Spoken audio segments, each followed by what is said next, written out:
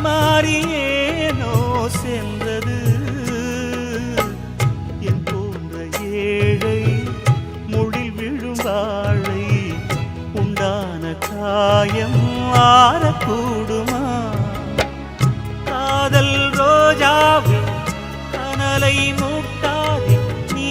கொண்ட என் நெஞ்சை தந்தால் வாழ்த்துவேன்